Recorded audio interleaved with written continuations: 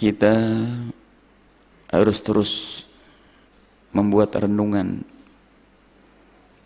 Inilah yang sering dilupakan oleh hamba-hamba Allah. Bahkan kadang karena ia jarang merenung, alangkah banyaknya orang melakukan kebaikan, akan tetapi ternyata disertai dengan keburukan, yang kebaikannya tidak akan bisa digunakan untuk membayar, nggak bisa menutup untuk membayar kejelekan yang dilakukannya. Contoh, orang rajin beribadah, kalau ditanya bangun malamnya hebat,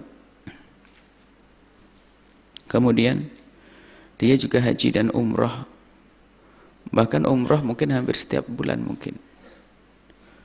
Oh, ibadahnya banyak, akan tapi dia tidak sadar bahwa rezeki atau baju yang dipakai untuk sholat, biaya untuk haji dan umrah adalah dari barang yang haram, ada riba di dalamnya.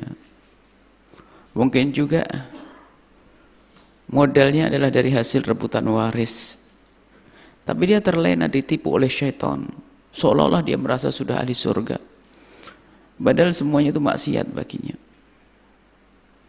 Karena tidak merenung, maka jadilah orang yang rugi. Sebab dosa riba yang dilakukannya nggak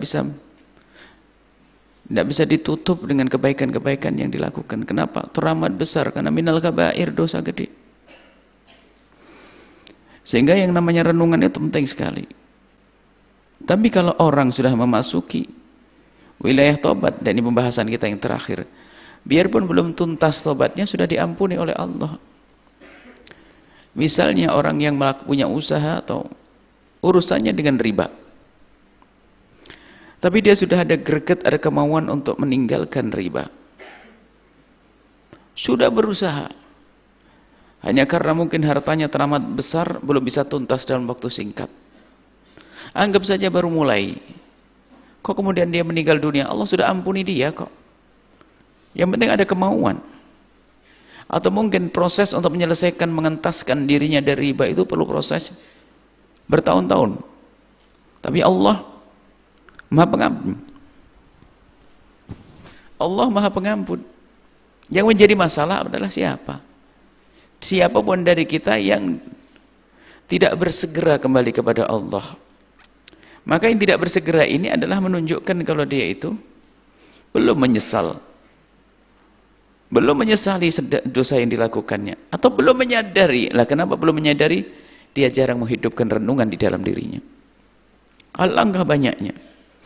Bahkan bisa jadi ada seorang bapak menyekolahkan anaknya di pondok pesantren karena harapannya pengen menjadi ulama. Cita-cita mulia, cita-cita baik. Akan tapi karena kurang merenung sang ayah, maka biaya yang dikirimkan adalah dari rezeki yang haram, sehingga menghambat perjalanan sang anak untuk menggapai ilmu yang mulia, ilmu yang bermanfaat, karena rezeki yang haram, karena tidak pernah merenung.